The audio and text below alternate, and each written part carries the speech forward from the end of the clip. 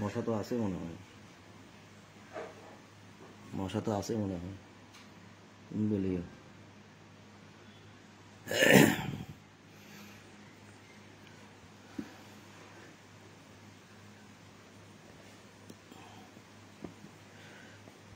সম্মানিত বন্ধুগণ, আপনাদের সকলের প্রতি শান্তি।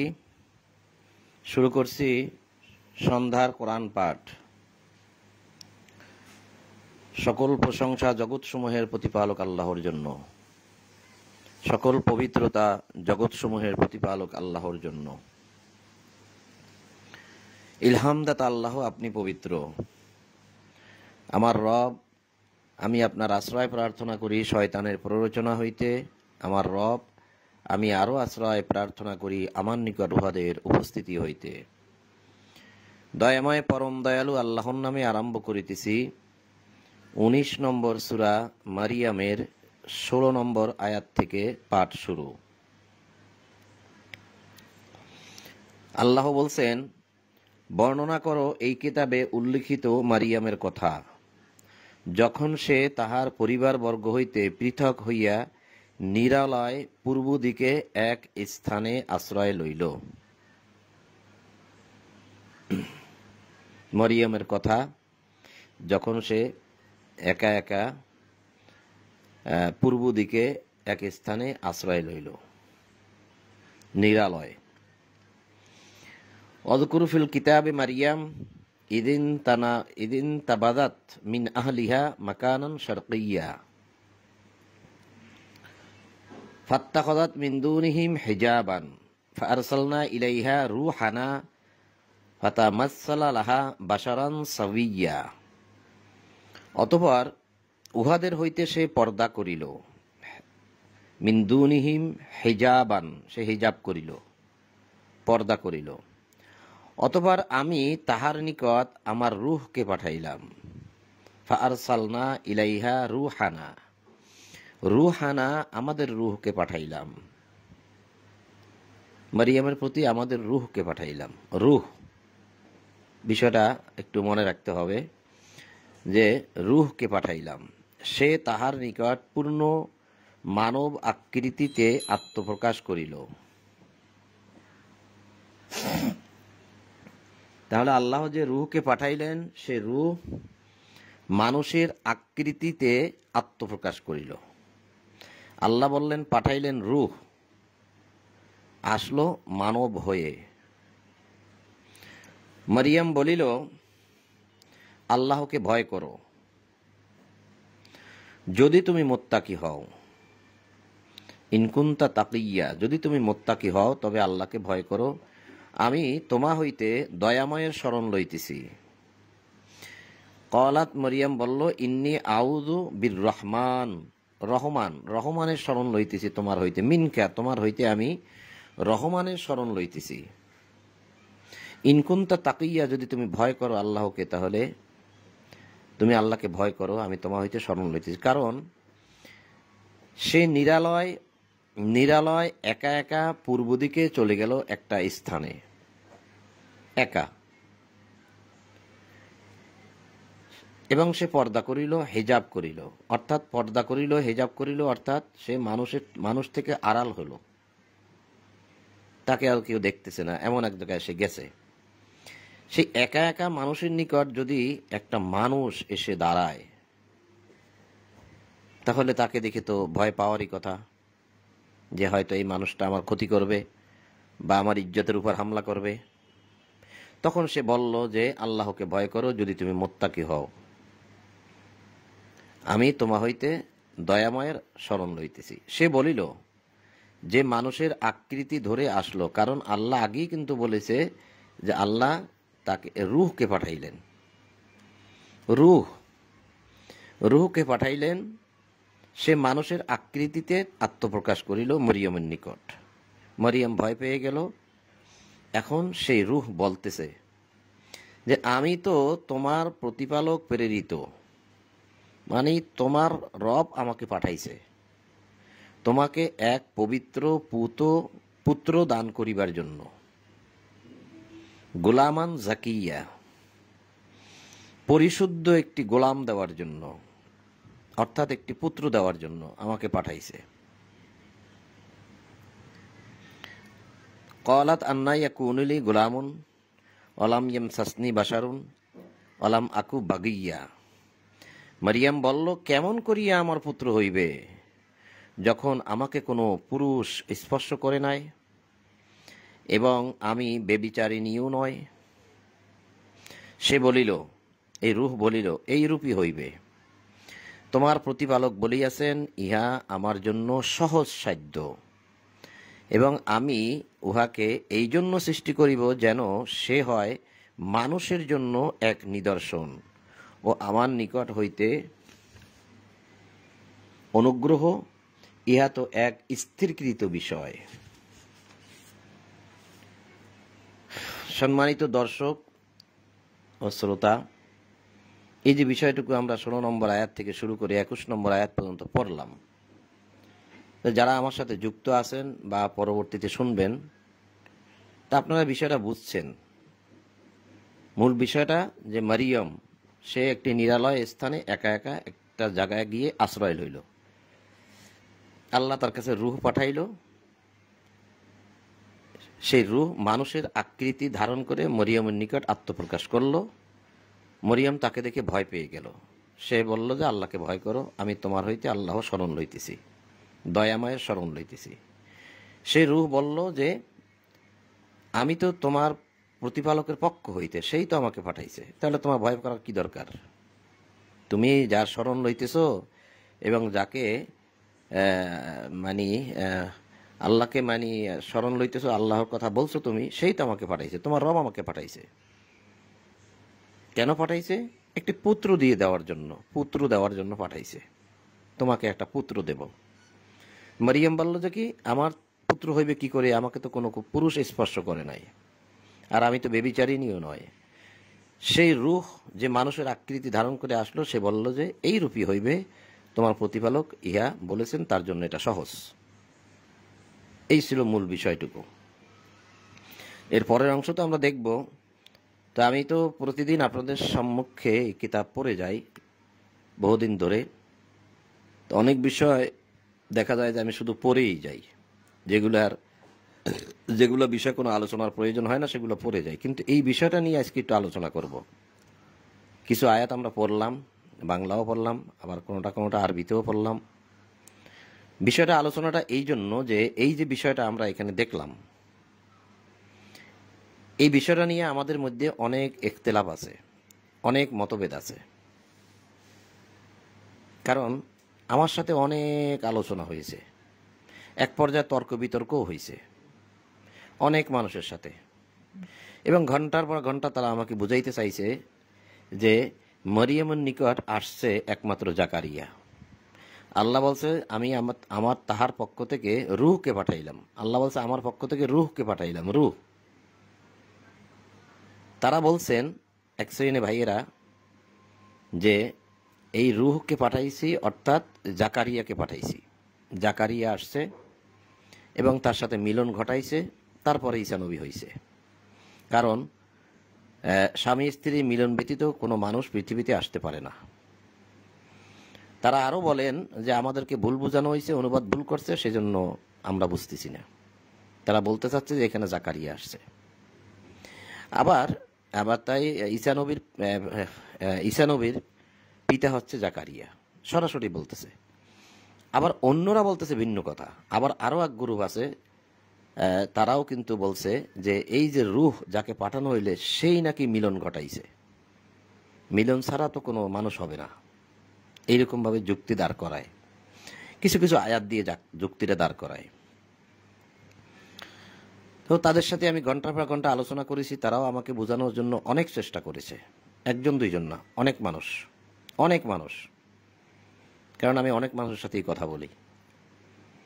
তা আসলে কোনো মানুষ এসে কি মরিয়মকে স্পর্শ করেছিল, বা কোনো মানুষ কি মরিয়মের সাথে সঙ্গম করেছিল যার ফলে ঈসা নবী হয়েছে? কোনো মতে তাদেরকে আমি কোনো মতেই বুঝিয়ে আনতে পারি না, এবং তারা খুব বিষয়টাকে জোর দিয়ে বলে, এরকম পর্যায়ে চলে গেছে। তো এই জাতীয় বিশ্বাস যারা করেন, আমি এবার এদের মধ্যে থেকে কাউকে দেখেছি যে এই জাতীয় কথাবার্তা বলার পরে শেষ পর্যন্ত তারা নাস্তিক হয়ে গেছে। তারা কোরআনের কোনো কিছু মিলাইতে পারে না। শেষ পর্যন্ত তারা বলে ওঠে যে কোরআন মানুষের লেখা। এই গত আগের সপ্তাহে একজন আমাকে বলছে যে কোরআন সবসময়ের জন্য পড়তো, সকাল সন্ধ্যাও শুনতো এবং সবসময় কোরআনের সাথে লেগে থাকতো। আমার পরিচিত, আমার বাসায় আসছে কতবার। এই কিছুদিন আগে সে বলল, এই গত 2 সপ্তাহ আগে, যে কোরআন তো মানুষের লেখা। কোরআন মানুষের লেখা, ওটা আল্লাহর পক্ষ থেকে নয়। এর অর্থ তারা বিভিন্ন গ্রুপে ঢুকে। কোরআনের গ্রুপ অনেক আছে। হোয়াটসঅ্যাপ গ্রুপের মধ্যে কোরআনের আলোচনা হয় এবং এই কোরআনের আলোচনার সাথে বাইবেলও নিয়ে আসে, ইঞ্জিলও নিয়ে আসে, তাওরাতও নিয়ে আসে, জাবুরও নিয়ে আসে, বাইবেলও নিয়ে আসে এবং বাইবেলের রেফারেন্স দিয়ে দিয়ে তারা কথা বলে। তারা বলে যে কোরআন এটা বলছে কেন, এটা হবে না, বাইবেলে তো এরকমভাবে আছে, এটাই মানতে হবে, এরকমও বলে। এবং কোরআনের আলোচনা প্রচুর হয়। তা সেখানে আল্লাহর আয়াতগুলোকে তারা প্রশ্নবিদ্ধ করে। তারা দেখায় যে আয়াত সামঞ্জস্যপূর্ণ নয়, এখানে ইখতিলাফ আছে, এটা হবে না। শেষ পর্যন্ত তারা ডিক্লেয়ার দেয় যে আসলে কোরআন মানুষের লেখা, স্রষ্টা বলতে কেউ নাই, পরকাল বলতে কিছু নাই। এই কোরআন পাঠকদের মধ্যে থেকে এইরকম কথা যখন আপনি শুনবেন, যখন ওই সমস্ত গ্রুপে ঢুকবেন, মন দিয়ে তাদের কথাগুলো শুনবেন একের পর এক, তখন তাদের যুক্তিগুলো আপনার কাছে যৌক্তিক মনে হবে এবং তখন আপনার মনটাও খারাপ হয়ে যাবে। তারপর আপনিও বলবেন যে কি, যদি আল্লাহ না চান, যদি আল্লাহ আপনাকে ধরে রাখে তো রাখলেন, না হয়তো আপনিও বলবেন যে হ্যাঁ, কথাগুলো তো ঠিক, যুক্তি আছে কথার, তাহলে তো কিতাব মানুষের তৈরি করা। কারণ তারা কেউ বলতেছে যে এখানে মরিয়মের নিকট আল্লাহ বলছে যে আমি মরিয়মের নিকট রূহকে পাঠাইলাম। তারা বলছে এখানে জাকারিয়াকে পাঠাইছি, জাকারিয়া আসছে, জাকারিয়া তার সাথে মেলামেশা করেছে, ফলে সন্তান হয়েছে। আবার কেউ বলে যে না, এই যে রূহ যাকে পাঠাইছে সে একজন মানুষ, কারণ পিতা ছাড়া সন্তান কিভাবে হবে, এটা তো সম্ভব নয়, সে একজন অন্য মানুষ, সে এসে মরিয়মের সাথে মিলন করেছে, ফলে সন্তান হয়েছে। এই কথাগুলো তারা বলে এবং তারা কিছু যুক্তি দাঁড় করায় কোরআনের বিভিন্ন আয়াত থেকে। সে যুক্তিগুলো যদি আপনার যদি সে কোরআনের বিভিন্ন আয়াত সম্পর্কে যদি আপনার ধারণা না থাকে, তাহলে আপনি কিন্তু তাদের যুক্তিটা মানতে বাধ্য। তো যেহেতু আমি বিষয়গুলো নিয়ে ঘাটাঘাটি করেছি, বোঝার চেষ্টা করেছি, তখন তারা আমাকে ইনশাআল্লাহ এই যুক্তিতে হারাইতে পারেনি, আমার অন্তরকে তারা টলাইতে পারে নাই তাদের দিকে। তা আমি প্রথমে আপনাদেরকে দেখাবো যে মরিয়মের কাছে যে রূহটা আসছিল, তারা বুঝাইতে চাচ্ছে যে একজন মানুষ আসছিল, একজন মানুষ। আসলে কি একজন মানুষই আসছিল? একটা রূহ আসছিল? রূহ তো প্রধান, তিনি হচ্ছেন জিবরিল, তার সাথে আরো ফেরেশতা আসছিল। আমি সেই বিষয়টাকে আপনাদেরকে এখন দেখাবো। আপনারা মন দিয়ে শুনুন এবং যদি আপনাদের প্রয়োজন হয় তাহলে খাতা কলম দিয়ে আপনারা আয়াতগুলো লিখে রাখতে পারেন। আমি যাব 3 নম্বর সূরার 45 নম্বর আয়াতে। 3 নম্বর সূরা আল ইমরানের 45 নম্বর আয়াতে যাব। আমরা দেখব যে সেখানে কি শুধু রূহ একা আসছিল নাকি তার সাথে আর কেউ ছিল। যারা বলে যে রূহ আসছিল একজন মানুষ, সে জাকারিয়া, আসলে তাদের কথাটা কতটুকু যুক্তিসঙ্গত বা সঠিক কিনা কোরআন থেকে তার একটা প্রমাণ আমি নেব এবং আপনাদেরকে এই বিষয়গুলো অবহিত করিতেছি এই জন্য যে ওই সমস্ত মানুষের কথা যদি আপনারা কখনো শোনেন, তখন কিন্তু তারা আপনাকে হারাইতে পারবে না। হারানো বিষয়টা না, আসলে বিষয়টা হচ্ছে তাদের কথাগুলো আপনার বিশ্বাসে আনতে বিশ্বাস হবে না আপনার। যখন আপনার এই বিষয়গুলো সব জানা থাকবে, তখন তাদের কথাগুলো আর বিশ্বাস হবে না। আপনার হৃদয়কে শক্ত করার জন্য, আমাদের সকলের হৃদয়কে শক্ত করার জন্য আমি এখানে কয়েকটি আয়াত উপস্থাপন করব, যে আয়াতগুলোই হচ্ছে যুক্তি। যুক্তি আমার নিজের না, আল্লাহ বলে রেখেছেন, আল্লাহ প্রমাণ দিয়ে রেখেছেন, ব্যাখ্যা করে দিয়েছেন, সেই কথাগুলো আমি আপনাদেরকে দেখাবো। 3 নম্বর সূরা আল ইমরান আয়াত 45। আল্লাহ বলছেন, স্মরণ করো যখন ফেরেশতাগণ বলিল, হে মারিয়াম, নিশ্চয়ই আল্লাহ তোমাকে তাহার পক্ষ হইতে একটি কালিমার সুসংবাদ দিতেছেন, তার নাম মসিহ, মারিয়াম তানাই ঈসা। সে দুনিয়া ও আখিরাতে সম্মানিত এবং সান্নিধ্য প্রাপ্তদের অন্যতম হইবে। কি দেখলাম আমরা?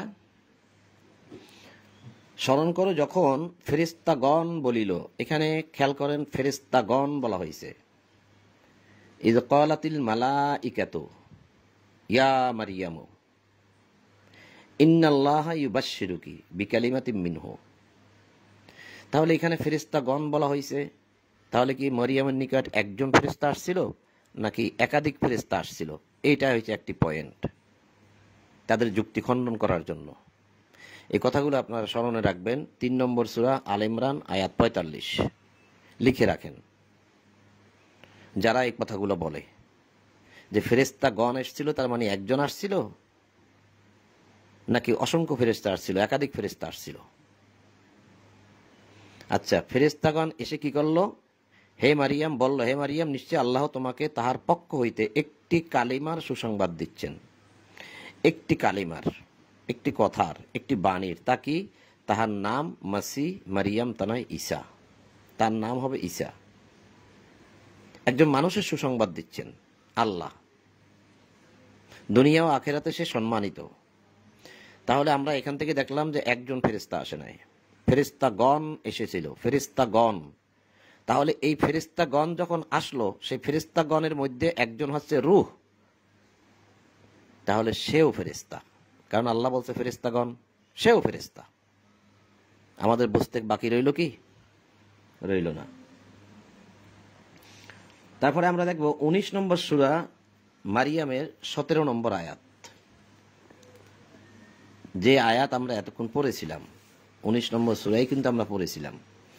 17 নম্বর আয়াতে আল্লাহ কি বলছেন, যেটা আমরা এখন পড়ে গেছি। অতঃপর উহাদের হইতে সে পর্দা করিল, মরিয়ম পর্দা করিল। অতঃপর আমি তাহার নিকট আমার রূহকে পাঠাইলাম। এই রূহকে পাঠাইলাম কি একজন? রূহ একজন প্রধান, তার সাথে আরো ফেরেশতা আছে। সেজন্যই ওই আয়াতে আমরা দেখলাম সূরা আল ইমরানের 45-এ যে ফেরেশতাগণ, একাধিক ফেরেশতা।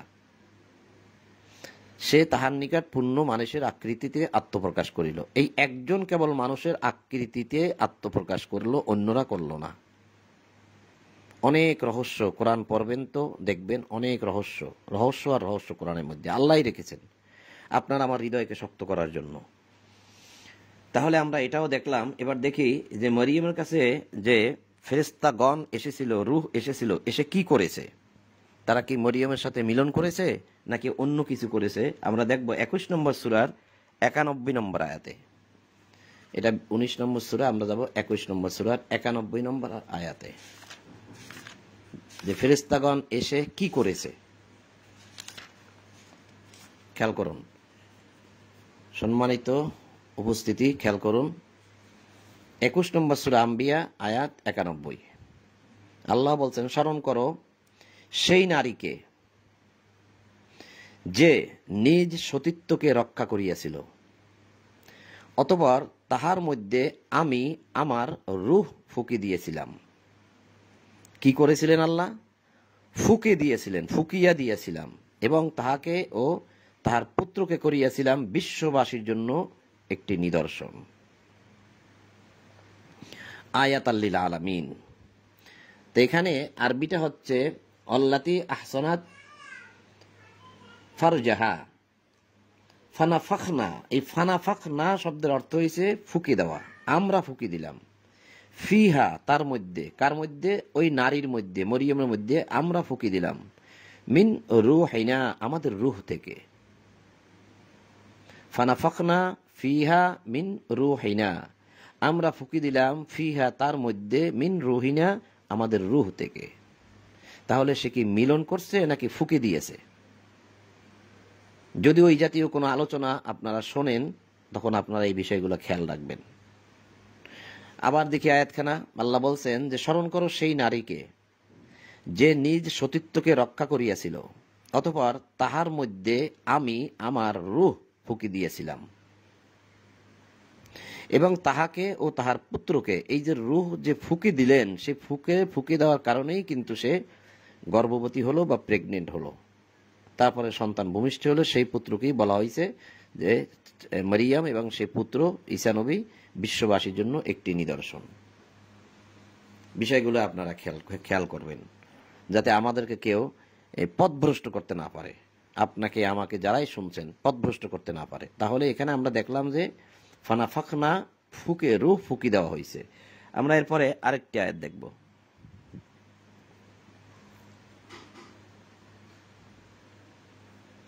৬৬ নম্বর সূরার ১২ নম্বর আয়াত। ৬৬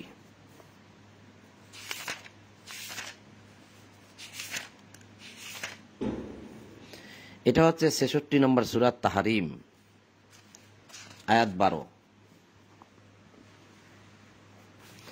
৬৬ নম্বর সূরা তাহরিম, আয়াত ১২। আল্লাহ বলছেন, আরো দৃষ্টান্ত দিতেছেন ইমরান তনায় মারিয়মের। আল্লাহ আরো দৃষ্টান্ত দিতেছেন, তার মানে পূর্বেও দৃষ্টান্তর কথা আছে। ১২ নম্বর আয়াতে এই সূরা শেষ। এখানে আল্লাহ বলছেন যে আরো দৃষ্টান্ত দিতেছেন ইমরান তনায়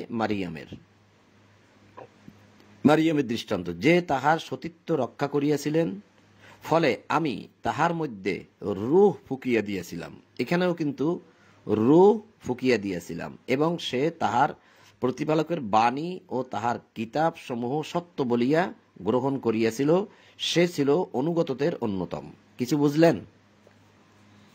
এখানে শুধু রূহ ফুকি দিয়েছিলাম বিষয় কিন্তু তা নয়। আর কেউ কেউ আমাকে বলেছে টেলিফোন করে করে ঘন্টার পর ঘন্টা আলোচনা করে আমাকে সে বুঝাইতে চাইছে যে সেখানে জাকারিয়া আসছিল, আবার কেউ বলছে যে যারা অন্য মানুষ আসছিল এসে তার সাথে মিলন ঘটিয়েছে। আসলে কি তাই?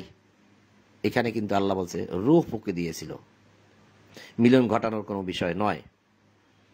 আপনারা শুনতে পাবেন এই সমস্ত আলোচনা, এবং হয়তো ইউটিউবেও আছে তাদের কথাগুলো, কারণ আজকাল তো ইউটিউবে অনেক কথা যা শুনে শুনে অনেক মানুষ পথভ্রষ্ট হয়ে যায়। বলবে কিতাবের কথাই, কিন্তু কিতাব থেকে এমন এমন কিছু যুক্তি দাঁড় করাবে যা শুনলে আপনার মাথা খারাপ হয়ে যাবে। তা আল্লাহ বলছেন রূহ ফুঁকে দিয়েছিলাম, এখানেই শেষ নয়। আল্লাহ বলছেন সে তাহার প্রতিপালকের বাণী ও তাহার কিতাব সমূহের সত্যতা বলিয়া গ্রহণ করিয়াছিল। কে? মরিয়ম। মরিয়মকে কি কিতাব দেওয়া হয়েছে? আল্লাহ তো নবীদেরকে পুরুষদের মধ্যে হইতে নবী বানান, তাহলে সে কিতাব, মরিয়ম কিতাব কোথায় পাইল? এবং তার বাণী, তার কালিমা কোথায় পাইল? বিকালিমাতি। সে কালিমাত কিসের কালিমাত পেলেন? ওয়া কুতুবিহি, এবং তার কিতাবের সত্যতা সে কোথায় পেল? এখানে বলা হয়েছে ফানাফাখনা ফিহি মির রূহিনা, তার মধ্যে আমরা রূহ ফুঁকি দিলাম। তাহলে এটা কি মিলন? ন, এটা রূহ ফুঁকি দেওয়া, ফুঁকিয়ে দিয়েছিলাম। এই রূহ যে শুধু মরিয়মের মধ্যে ফুঁকি দিয়েছেন আল্লাহ তা নয়, আদমের মধ্যে ফুঁকি দিয়েছেন, আমি আপনাকে দেখাবো ইনশাআল্লাহ। তাহলে মারিয়ামের মধ্যে যে রূহ ফুঁকি দেওয়া হয়েছিল, সেই রূহের মধ্যে, সেই ফুরের মধ্যে, সেই ফুয়ের মধ্যে কিতাব চলে গেছে। কিতাব চলে গেছে, তাওরাত চলে গেছে, ইনজিল চলে গেছে। মরিয়মের মধ্যে এগুলো প্রবেশ করেছে, কারণ মরিয়মের মধ্যে সন্তান প্রবেশ করেছে। সেই সন্তানের মধ্যেই থাকবে কিতাব, তাওরাত এবং ইনজিল। প্রমাণ পাবেন আপনারা, আমি আস্তে আস্তে একটা একটা প্রমাণ দিচ্ছি। দেখেন, এটা আসলে মরিয়মকে কিতাব দেওয়া হয় না। কিতাবটা যে ফু দেওয়া হয়েছে, সেই ফুর মধ্যে যে সন্তান চলে গেছে, সেই সন্তানকেই দেওয়া হয়েছে কিতাব। কারণ সে জন্মের পরই বলছে এই কথা, জন্মের পরপরই বলছে। তাহলে আমরা ৬৬ নম্বর সূরা তাহরিমের ১২ নম্বর আয়াত থেকেও দেখলাম যে তাকে রূহ ফুঁকে দেওয়া হয়েছে। এরপরে আমরা দেখব ৬৬ নম্বর সূরা ১২ নম্বর আয়াত তো চলে গেল। এবার দেখব ১৫ নম্বর সূরার ২৯ নম্বর আয়াত। ১৫ নম্বর সূরা হিজরের ২৯ নম্বর আয়াত।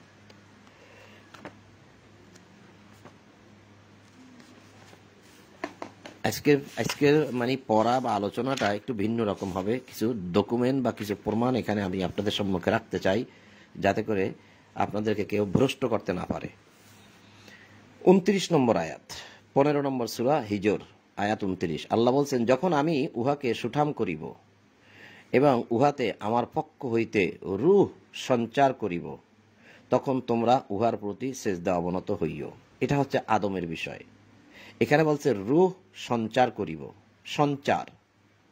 দেখেন, ওয়ানাফাখতু ফিহি মিন রূহি, এখানেও কিন্তু ফাখতু, ওয়ানাফাখতু মানে ফুঁকি দেওয়া, ফিহি মানে আদমের মধ্যে, তার মধ্যে, মিন রূহি আমার রূহ। আল্লাহ বলছে সরাসরি আমার রূহি, মিন রূহি মানে আমার রূহ হইতে, যখন আমি ওয়ানাফাখতু ফুঁকি দেব, ফিহি তার মধ্যে, তখন তোমরা কি করবে? সাজিদিন, তখন তোমরা নতি স্বীকার করবে, বিনয় ভাব প্রকাশ করবে, এবং সে যে শ্রেষ্ঠ সেটা তোমরা মেনে নিবে।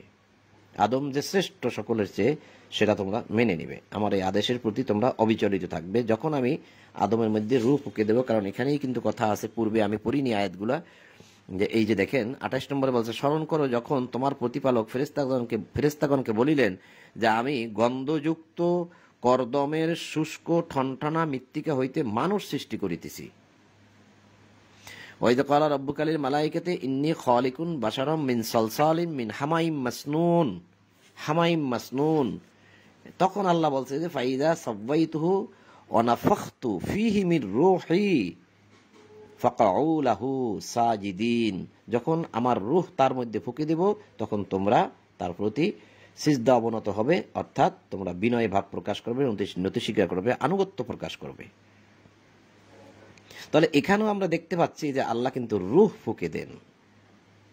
রূহ বিষয়টা আমাদের যেন মনে থাকে, আর আমি বলছি যদি আপনাদের প্রয়োজন হয় আপনারা বিষয়টা একটু লিখে রাখেন, তাহলে সবচেয়ে ভালো হবে।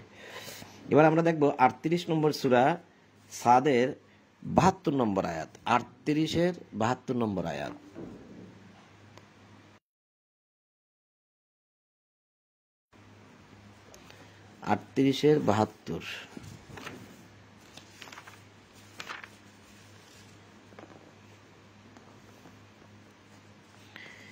এখানেও আল্লাহ বলছেন 71-এ বলছেন, 38 নম্বর সূরা সাদের 71-72 আল্লাহ বলছেন, স্মরণ করো তোমার প্রতিপালক ফেরেশতা দিগকে বলিয়াছিলেন আমি মানুষ সৃষ্টি করিতেছি কর্দম হইতে, বাশারাম মিন তিন।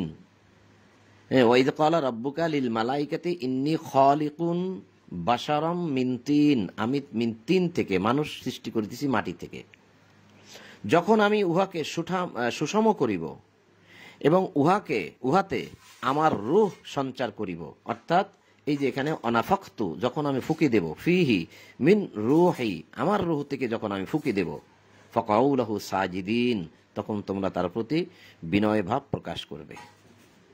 এখানেও কিন্তু আমরা ঠিক একই কথা দেখলাম যে আদমের মধ্যেও আল্লাহ রূহ ফুঁকি দেন, তাহলে মারিয়ামের মধ্যেও কিন্তু আল্লাহ রূহ ফুঁকি দিয়েছিলেন। এই বিষয়টাকে প্রমাণ করার জন্য আমি কয়েকটা আয়াত আপনাদেরকে দেখাইলাম। তারপরে দেখাচ্ছি 32 নম্বর সূরা সাদের 9 নম্বর আয়াত। সেখানেও কিন্তু এরকমই একটা কথা আমরা পাবো, যদিও এতগুলো প্রমাণ লাগে না, তা আমি শুধুমাত্র দেখাচ্ছি যাতে এটা বিষয়টা আরো শক্ত হয়, কারণ আল্লাহ তো অনেকবার বলছে। পরে এই যে 32 নম্বর সূরা 9 নম্বর আয়াত, পরে তিনি উহাকে করিয়াছেন সুঠাম, আদমকে যখন বানাইলেন তখন সুঠাম করিলেন এবং উহাতে ফুকিয়া দিয়েছেন তাহার রূহ। এখানেও কিন্তু ঠিক তাই, যে তার মধ্যে এই যে সুম্মা সাওয়াহু ওয়ানাফাকা মানে ফুঁকে দিলেন ফিহি মিন রূহিহি, তার রূহ থেকে ফুঁকে দিলেন আদমের মধ্যে। তা আদমের মধ্যে যেমন ফুঁকি দিলেন, ঠিক মরিয়মের মধ্যেও কিন্তু সেরকম ভাবেই ফুঁকি দিলেন। তাহলে আল্লাহর ফুতে যদি মানুষ জীবিত হয়ে যায়, তাহলে আল্লাহর ফুতে কেন মানুষ সৃষ্টি হবে না? আল্লাহ তো যা ইচ্ছে তাই করতে পারেন। তাহলে এখান থেকে আমরা কিন্তু এই প্রমাণটা দেখাইলাম। তারপরে আমি আরেকটা আয়াত দেখাবো, সেটা হচ্ছে 3 নম্বর সূরার 59 নম্বর আয়াত, যে মারিয়ামের মধ্যে আল্লাহ রূহ ফুঁকে দিলেন, যে ফুকের কারণে ঈসা নবীর জন্ম, পিতা ছাড়া ঈসা নবীর জন্ম। ঠিক সেরকমই আদমের মধ্যেও আল্লাহ রূহ ফুঁকে দিলেন। এই দুইজন মানুষ, প্রথম সৃষ্টি এবং এই পৃথিবীতে এসে একজন, এই দুইজন পিতা ছাড়া, এই দুইজন পৃথিবীতে একজন, আর যখন মানুষ একজন সৃষ্টি করেন আদম, এই দুইজন হচ্ছে পিতা ছাড়া। সে কথা আল্লাহ সূরা আল ইমরানের 59 নম্বর আয়াতে বলে রেখেছেন। দেখো তো কে আসছে।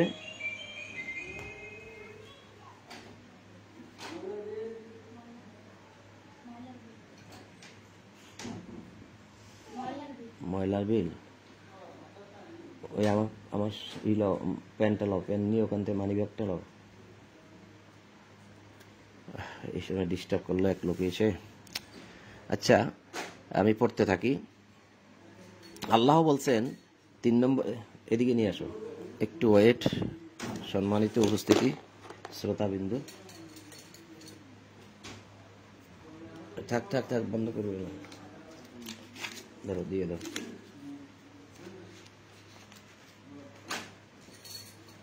ধরো, ধরো, ধরো, ধরো।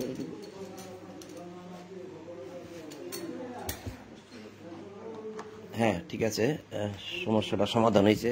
একটা লোক আসছে টাকার জন্য, ময়লার বিলের জন্য আসছে, কি করব এখন। আচ্ছা, তো আমরা যেটা পড়তেছিলাম যে 3 নম্বর সূরা আল ইমরানের 59 নম্বর আয়াত, অর্থাৎ এই আয়াতে আল্লাহ প্রমাণ রাখতেছেন, আল্লাহ বলতেছেন, কথা বন্ধ করে দাও, দরজা বন্ধ করে দাও। আল্লাহ প্রমাণ রাখতেছেন, আল্লাহ বলছেন যে আল্লাহর নিকট নিশ্চয়ই ঈসার দৃষ্টান্ত আদমের দৃষ্টান্তর মতো। ঈসার দৃষ্টান্ত আদমের দৃষ্টান্ত সদৃশ। তিনি তাহাকে মৃত্তিকা হইতে অর্থাৎ মাটি হইতে সৃষ্টি করিয়াছেন, অতঃপর উহাকে বলিলেন হও, ফলে সে হইয়া গেল। তাহলে আদমের সৃষ্টি আর ঈসার সৃষ্টি প্রায় একই রকম। আল্লাহ বুঝাইতে চাচ্ছেন যে আল্লাহর নিকট নিশ্চয়ই ঈসার দৃষ্টান্ত আদমের দৃষ্টান্তর মতো, যে তাকেও মানে আদমকেও তিনি মাটি দ্বারা শুধু সৃষ্টি করছেন, একটি মূর্তি আর কি। পরে বাস হও বলছেন, হয়ে গেছে। ঈসাও ঠিক তাই, একটি ফু দিয়েছেন, হয়ে গেছে। এই দুই ব্যক্তি পিতা ছাড়া, সরাসরি আল্লাহর আদেশে। তাও আল্লাহ এখানে বলে রাখলেন। এই কথাটাও মানুষ খেয়াল করে না, শুধুমাত্র ইখতিলাফ আর ইখতিলাফ, যুক্তি আর যুক্তি, তর্ক আর তর্ক করে করে ঘন্টার পর ঘন্টা আমাদের সময় নষ্ট করেছে। এবং শুধু আমাদের না, শত শত মানুষের সাথে তারা আলাপ করতেছে, করে করে দেখা যাচ্ছে কিছু কিছু মানুষ পথভ্রষ্ট হয়ে তাদের কথা শুনতেছেন।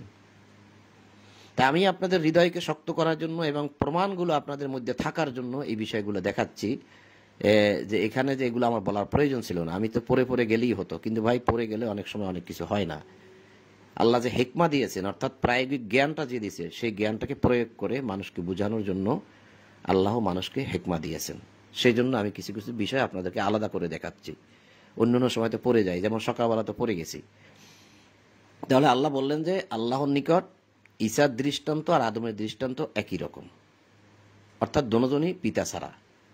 তবে একজনকে তিনি মাটি দিয়ে বানাইয়ে পরে বললেন হও, হয়ে গেছে, এটাই ছিল। তারপরে বলছে সত্য তো তোমার প্রতিপালকের নিকট হইতে, সুতরাং তুমি সংশয়বাদীদের অন্তর্ভুক্ত হইও না। কারণ সেখানেও তারা সে সময়ও এই সংশয় সন্দেহ অনেক কিছুই করেছিল রাসূলুল্লাহর সামনে তারা।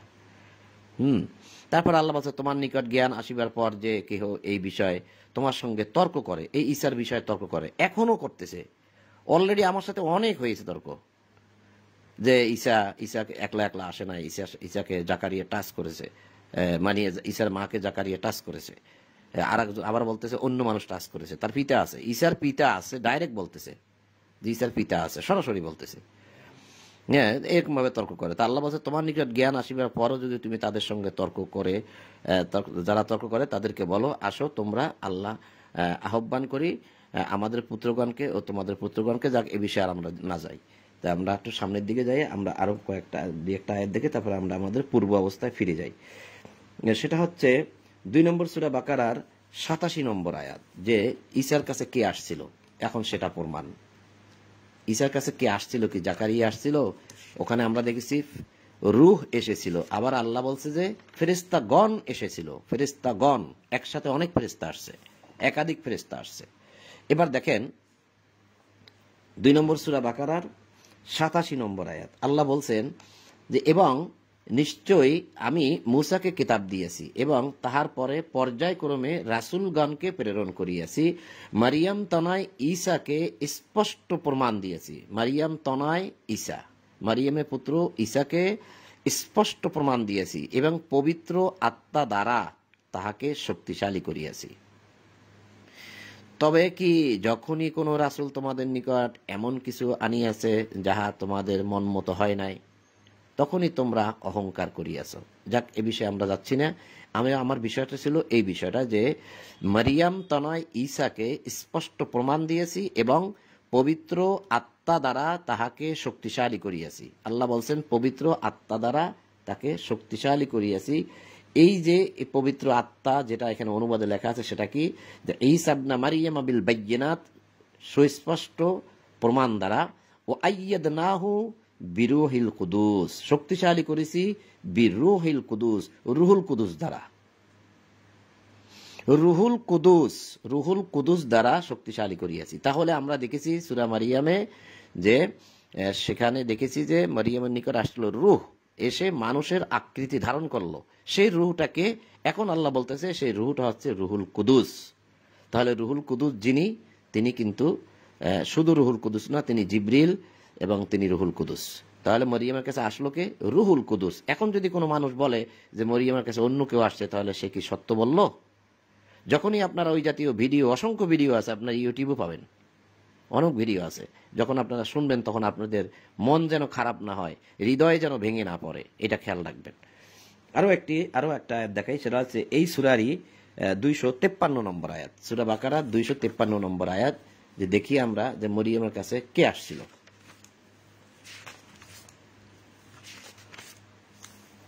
এই যে আয়াতটা একটু বড়, আমি সংক্ষেপে পড়ে যাই তাড়াতাড়ি। আল্লাহ বলছেন যে এই রাসূলগণ তাহাদের মধ্যে কাহাকেও কাহারও উপর শ্রেষ্ঠত্ব দিয়েছি। দেখেন, রাসূলদের মধ্যে কেউ কেউ শ্রেষ্ঠ, কিন্তু আপনার কাছে আমার কাছে না, আপনার আমার কাছে সব রাসূল উপরে।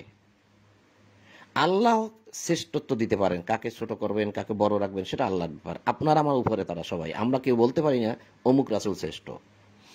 যাক, আল্লাহ বলছে শ্রেষ্ঠত্ব দিয়েছি তাহাদের মধ্যে এমন কেহ রহিয়াছে যাহার সঙ্গে আল্লাহ কথা বলিয়াছেন, যেমন মূসার সঙ্গে আল্লাহ কথা বলছেন। আবার কাহাকেও উচ্চ মর্যাদায় উন্নীত করিয়াছেন। মারিয়াম তনায় ঈসাকে স্পষ্ট প্রমাণ দান করিয়াছি ও পবিত্র আত্মা দ্বারা তাহাকে শক্তিশালী করিয়াছি। এই বিষয়টা দেখানোর জন্যই আমি এখানে এনেছি যে এখানেও বলা হয়েছে যে ওয়াতাইনা ঈসা ইবনা মারিয়ামাল বাইয়িনাতি ওয়া আইয়াদনাহু বিরূহিল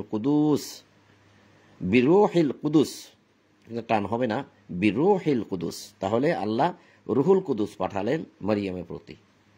এই বিষয়টা দেখানোর জন্য আমি আপনাকে এখানে এনেছি সূরা বাকারার 253 নম্বর আয়াত এটি। তারপরে দেখব 5 নম্বর সূরার 110 নম্বর আয়াত, অর্থাৎ সূরা মাইদার 110।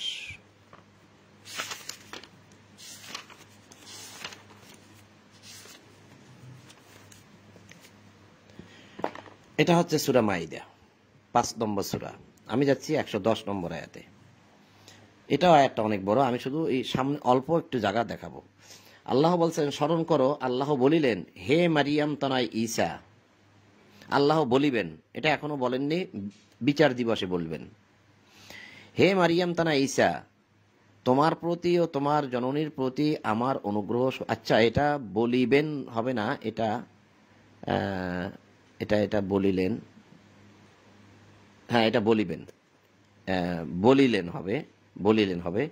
স্মরণ করো, আল্লাহ বলিলেন, হে মারিয়াম তনয় ঈসা, তোমার প্রতি ও তোমার জননীর প্রতি আমার অনুগ্রহ স্মরণ করো। পবিত্র আত্মা দ্বারা আমি তোমাকে শক্তিশালী করিয়াছিলাম এবং তুমি দোলনায় থাকা অবস্থায় ও পরিণত বয়সে মানুষের সঙ্গে কথা বলিতে তোমাকে কিতাব, হিকমাত, তাওরাত ও ইনজিল শিক্ষা দিয়েছিলাম। আমি যে কিছুক্ষণ আগে আপনাদেরকে বলেছিলাম যে মারিয়াম কিন্তু তাওরাত, ইনজিল বহন করেছে, কিন্তু মারিয়ামকে কিন্তু তাওরাত কিতাব দেওয়া হয় নাই, ইনজিল কিতাবও দেওয়া হয় নাই। কোনো নারীকে আল্লাহ কিতাব দিয়েছেন এবং কোনো প্রমাণ নাই, কিন্তু তিনি এটা বহন করেছেন। কিভাবে? ওই যে ফু দিয়েছে, সে ফুর মধ্যে যে সন্তান চলে গেছে, সেই সন্তানের মধ্যেই ছিল তাওরাত এবং ইনজিল। অর্থাৎ তাওরাতের যে বিধান, তাওরাত নিজেই কিন্তু বিধান, এবং ইনজিলের যে বিধান, এই সমস্ত আইন বিধানগুলো আল্লাহ ঈসা নবীর অন্তরের মধ্যে প্রবেশ করিয়ে দিয়েছেন। এই ছিল মূল বিষয়। আচ্ছা, তাহলে এখানে আমরা দেখলাম যে মারিয়াম তানা ঈসা, তোমার প্রতি ও তোমার জননীর প্রতি আমার অনুগ্রহ স্মরণ করো। পবিত্র আত্মা দ্বারা আমি তোমাকে শক্তিশালী করিয়াছিলাম। পবিত্র আত্মা দ্বারা আমি তোমাকে শক্তিশালী করিয়াছিলাম। এখানেও ঠিক তাই, দেখেন, বিরূহিল কুদুস, ইদ আইয়াতুকা বিরূহিল কুদুস, যে তোমাকে শক্তিশালী করেছিলাম কার দ্বারা? রুহুল কুদুস দ্বারা শক্তিশালী করিয়াছিলাম। এবার ঈসাকে আল্লাহ রুহুল কুদুস দ্বারা শক্তিশালী করেন, আপনাকে আমাকে কি দিয়ে আল্লাহ শক্তিশালী করেন সেটাও আমরা একটু দেখি। আপনাকে আমাকে বলতে, যদি আপনি এবং আমি হিজবুল্লাহ হইতে পারি, আল্লাহর দলের হইতে পারি, তাহলে কেবল হব। আর যদি হিজবুল্লাহ না হইতে পারি, তাহলে আল্লাহ আপনাকে আমাকে শক্তিশালী করবেন না, আপনার আমার অন্তরের মধ্যে আল্লাহ ইমানও লিখে দেবেন না। তাহলে এটা হইতে হইলে আপনাকে আমাকে হিজবুল্লাহ হইতে হবে। হিজবুল্লাহ যদি হতে পারি, তাহলে আল্লাহ আপনার আমার অন্তরের মধ্যে ইমান লিখে দেবেন এবং শক্তিশালী করবেন। কিভাবে শক্তিশালী করবেন সেটা আমরা এখনই দেখবো ইনশাল্লাহ। এই যে 58 নম্বর সূরা মুজাদালার, এটা কিন্তু 58 নম্বর সূরা, এই যে 58 নম্বর সূরা মুজাদালা এর শেষ আয়াত। এটা 21 নম্বর আয়াত, তো 21, এরপরে আয়াতটা হচ্ছে 22। এই 22 নম্বর আয়াতই হচ্ছে শেষ আয়াত। আল্লাহ বলছেন যে তুমি পাইবে না আল্লাহ আখিরাতে বিশ্বাসী এমন কোন সম্প্রদায় যাহারা ভালোবাসে কাকে? আল্লাহ ও তাহার রাসূলের বিরুদ্ধচারীগণকে। যে আল্লাহর বিরুদ্ধে, রাসূলের বিরুদ্ধে, হ্যাঁ, এমন মানুষকে তুমি পাইবে না। হোক না এই বিরুদ্ধচারীরা তাহাদের পিতা, পুত্র, ভাই অথবা উহাদের জ্ঞাতি গোত্র। তাহলে আবার খেয়াল করি যে তুমি পাইবে না আল্লাহ আখিরাতের বিশ্বাসী এমন কোন সম্প্রদায় যে আল্লাহকে বিশ্বাস করলো, আখিরাতকে বিশ্বাস করলো। ওই বিশ্বাস করার পর তাহারা কিন্তু তাহাদের এই পিতা মাতা বলেন বা বিরুদ্ধচারী, যাই এই যে আল্লাহর বিরুদ্ধচারীকে ভালোবাসে, এরকম পাবে না। যারা আল্লাহকে বিশ্বাস করে, আখিরাতকে বিশ্বাস করে, তারা কখনোই এই যারা আল্লাহর শত্রু তাদেরকে আর ভালোবাসে না। আল্লাহর শত্রুদেরকে আল্লাহ তারা আর ভালোবাসে না, কাউকে পাবে না। তাহলে তুমি পাবে না আল্লাহ ও আখিরাতে বিশ্বাসী এমন কোন সম্প্রদায় যাহারা ভালোবাসে কাকে? আল্লাহ ও তার রাসূলের বিরুদ্ধচারীগণকে ভালোবাসে। আল্লাহ এবং আল্লাহ রসুলের বিরুদ্ধে যে চলে গেছে তাকে তারা ভালোবাসে না। যারা আল্লাহ এবং আখিরাতকে বিশ্বাস করে তাদেরকে আর ভালোবাসে না। তাহলে হোক না সে সেই বিরুদ্ধচারীরা তাহাদের পিতাও যদি হয়ে থাকে, সে আল্লাহর বিরুদ্ধে যায়, তখন সন্তান তাকে ভালোবাসবে না, পুত্র ভালোবাসবে না, ভ্রাতা ভাই যদি আল্লাহর বিরুদ্ধে থাকে তাহলে তাকে আর ভালোবাসা যাবে না। তবে তার সাথে বসবাস করা যাবে। অথবা উহাদের জ্ঞাতি গোষ্ঠী, জ্ঞাতি গোত্র, আত্মীয় স্বজনের মধ্যেও যদি কেউ আল্লাহ এবং আল্লাহ রাসূলের বিরুদ্ধে থাকে তাহলে তাকে আর ভালোবাসা যাবে না। আল্লাহ বলছে রাসূলুল্লাহকে তুমি পাবে না। যে একবার আল্লাহ এবং আল্লাহ আখিরাতকে বিশ্বাস করে নিছে, এই বিশ্বাসে কিন্তু শর্ত আছে। মুখে মুখে বিশ্বাস করলে কিন্তু সে বিশ্বাসী নয়, সে কথা আল্লাহ সূরা বাকারার 8 নম্বর আয়াতে বলে দিয়েছেন, ওমিনান নাসি মান ইয়াকুলু আমান্না বিল্লাহি ওয়া বিল ইয়াউমিল আখির ওয়া মা হুম বিমুমিনিন। যে মানুষের মধ্যে এমনও মানুষ আছে যারা বলে আমরা আল্লাহ এবং আখিরাতকে বিশ্বাস করি, আল্লাহ বলছে ওয়া মা হুম বিমুমিনিন, তারা মুমিন নয়, তারা বিশ্বাসী নয়, তারা হচ্ছে প্রতারক। পরের আয়াতে বলছে তারা প্রতারক, ইউখাদিউন আল্লাহ, তারা হচ্ছে ধোঁকাবাজ। তাহলে বিশ্বাস যদি কেউ করে তাহলে বিশ্বাসের দাবি পূরণ করতে হবে, ঈমান আনা, আমলে সলে করা। তোমরা সৎকর্ম, ঈমান আনো, সৎকর্ম করো। সৎকর্ম হচ্ছে আপনাকে সম্পদ থেকে ব্যয় করতে হবে, সম্পদ থেকে ব্যয় ছাড়া আপনার কোনো সৎকর্মই নেই। তাহলে যারা আখিরাত বিশ্বাস করে তারাই কেবল সৎকর্ম করে, তারাই কেবল সম্পদ থেকে ব্যয় করে। আর আল্লাহ বলছে যারা সম্পদ থেকে ব্যয় করে না তারা আখিরাত মানে না। সে কথা আল্লাহ স্পষ্টভাবে বলে দিয়েছেন হামিম সিজদার 41 নম্বর সূরা হামিম সিজদার 7 নম্বর আয়াতে বলে দিয়েছে, আল্লাযীনা লা ইউতুনা যাকাতা ওয়া হুম বিল আখিরাতি হুম কাফিরুন। যারা যাকাত প্রদান করে না তারা আখিরাত বিশ্বাস করে না। সরাসরি বলছে আল্লাহ, হুম কাফিরুন বলছে, এবং তারা কাফের। তাহলে আপনি আখিরাত বিশ্বাস করেন, তার মানে আপনি যাকাত সাদাকা আল্লাহ যেভাবে বলেছেন ব্যয় করতে, দান করতে, ঠিক সেভাবেই আপনি ব্যয় করতেছেন, বিধায় আপনি আখিরাতে বিশ্বাসী। আর যদি আপনি সেটা না করেন তাহলে আপনি আখিরাতে বিশ্বাসী নয়। তা আল্লাহ বলছে তুমি আল্লাহ এবং আখিরাতে বিশ্বাসী এমন কোন সম্প্রদায়কে পাবে না তুমি যাহারা ভালোবাসে আল্লাহ তাহার রাসূলের বিরুদ্ধচারীগণকে, তাদেরকে আর ভালোবাসে না। হোক না এই বিরুদ্ধচারীরা তাহাদের পিতা, পুত্র, ভ্রাতা অথবা উহাদের জ্ঞাতি গোত্র। কেন কেন ভালোবাসে না পিতা মাতাকে, আত্মীয় স্বজন, ভাই ব্রাদারকে? ইহাদের অন্তরে আল্লাহ সুদৃঢ় করিয়াছেন। ইহাদের অন্তর আল্লাহ সুদৃঢ় করিয়াছেন, আসলে বিষয়টা তাহা নয়। আপনি যদি আরবিটা ফলো করেন তাহলে আপনার বুঝটা আরো ভালো হবে। উলাইকা কাতাবা ফি কুলুবিহিমুল ঈমান, উলাইকা উহারাই তাহারা যাহাদের কাতাবা লিখে দিয়েছেন, ফি মধ্যে, কুলুবিহিম তাহাদের কুলুবের মধ্যে, তাহাদের অন্তরের মধ্যে, ঈমান আল্লাহ ঈমান লিখে দিয়েছেন, একদম লিখে দিয়েছেন, অন্তরের মধ্যে এভাবে লেখা আছে। সার্টিফিকেটের মধ্যে যেমন স্বাক্ষর দেওয়া থাকে, সার্টিফিকেটে প্রধানমন্ত্রী যদি কোনো সার্টিফিকেটে, প্রেসিডেন্ট যদি কোনো সার্টিফিকেটে স্বাক্ষর দেয় তাহলে এটা কিন্তু আর সরাইতে পারে না কেউ। তা আল্লাহ বলছে যে উলাইকা কাতাবা ফি কুলুবিহিমুল ঈমান, উহারাই তাহারা যাহাদের অন্তরের মধ্যে, কুলুবিহিমুল তাহাদের অন্তরের, ফি মধ্যে, ঈমান আল্লাহ ঈমান লিখে দিয়েছেন। এখানে অনুবাদ দেওয়া হয়েছে যে ইহাদের অন্তরে আল্লাহ সুদৃঢ় করিয়াছেন। আসলে আল্লাহ তাদের অন্তরের মধ্যে ঈমান লিখে দিয়েছেন। তো ঈমান লিখে দেওয়ার পরে আল্লাহ কি বলছে? ঈমান লিখে দিয়েছেন এবং তাহাদিগকে শক্তিশালী করিয়াছেন তাহার পক্ষ হইতে রূহ দ্বারা। ও আইয়াদাহুম বিরূহিম মিনহু, এই যে রূহ, যে রুহুল কুদুস আমরা দেখে আসছি কয়েকটা আয়াত থেকে, সেই রূহ দ্বারা শুধু ঈসাকেই শক্তিশালী করা হয়েছে বিষয়টা তা নয়। সেখানে এই যাদের অন্তরে আল্লাহ ঈমান লিখে দেন, যারা আল্লাহ এবং আখেরাতে বিশ্বাসী হয় এবং বিশ্বাসের দাবি পূরণ করে, তাদের অন্তরের মধ্যে আল্লাহ এমনভাবে ঈমানটা লিখে দেন যে যাদেরকে আর পৃথিবীর কোনো মানুষ সরাইতে পারে না ওই ঈমান থেকে। এবং আইয়াদাহুম তাদেরকে শক্তিশালী করা হয়, বিরূহিম মিনহু তা দিয়ে তাদেরকে শক্তিশালী করা হয়, রূহ দ্বারা শক্তিশালী করা হয়। এই যে তাহাদিগকে শক্তিশালী করিয়াছেন তাহার পক্ষ হইতে রূহ দ্বারা। তিনি ইহাদিয়াকে দাখিল করিবেন জান্নাতে, যাহার পাদদেশে নদী প্রবাহিত, সেথায় তাহারা স্থায়ী হইবে। আল্লাহ উহাদের প্রতি সন্তুষ্ট হইয়াছেন এবং ইহারাও তাহার প্রতি সন্তুষ্ট। এখানে বলা হয়েছে রাজিয়াল্লাহু আনহুম ওয়া রাজু আন। আর এখন আমরা শুনি ওমর ফারুক রাজিয়াল্লাহু তাআলা আনহু, আবু বকর সিদ্দিক রাজিয়াল্লাহু তাআলা আনহু, এগুলো আমরা শুনি, কিন্তু ওই কথাগুলো আমরা কোরআনে কোথাও পাই না। কিন্তু আল্লাহ বলছেন যার অন্তরের মধ্যে আল্লাহ ঈমান লিখে দেন, কেবল তার প্রতি আল্লাহ সন্তুষ্ট এবং তারাও আল্লাহর প্রতি সন্তুষ্ট। রাজিয়াল্লাহু আনহু ওয়া রাজু আন। উলাইকা হিজবুল্লাহ, এরাই হচ্ছে হিজবুল্লাহ, এরাই হচ্ছে আল্লাহর দল। আলা ইন্না হিজবাল্লাহি হুমুল মুফলিহুন, জানিয়ে রাখো আল্লাহর দলই সফল কাম হইবে। মুফলিহুন, তারা সফল হবে। কারা? হিজবাল্লাহ, যারা আল্লাহর দল। তাহলে আমি এখানে শুধুমাত্র এই বিষয়টা দেখাইতে আনছি যে ওয়া আইয়াদাহুম বিরূহিম মিনহু, তাদেরকে আল্লাহর রূহ দ্বারা শক্তিশালী করেন। যেমন ঈসাকে শক্তিশালী করেছেন, ঠিক আপনাকে আমাকে, অর্থাৎ আমরা যদি আল্লাহর সেই ঈমান, আল্লাহ এবং আখিরাতে বিশ্বাসী, হ্যাঁ, যে লা তাজিদু কওমান ইউমিনুনা বিল্লাহি ওয়াল ইয়াউমিল আখির, যদি বিশ্বাস করি আল্লাহকে এবং ওয়াল ইয়াউমিল আখির, আখিরাতকে, এবং তার দাবি যদি পূরণ করি, তাহলে আল্লাহ আমাদের অন্তরে ঈমান লিখে দেবেন এবং আমাদেরকে শক্তিশালী করবেন তার রূহ দ্বারা। সেটাও আমি এখানে আপনাদেরকে দেখাইলাম। তো এবার আমি আরেকটা দেখাই, সেটা ছিল 58 নম্বর সূরা দেখাইলাম, 58-22 দেখাইলাম।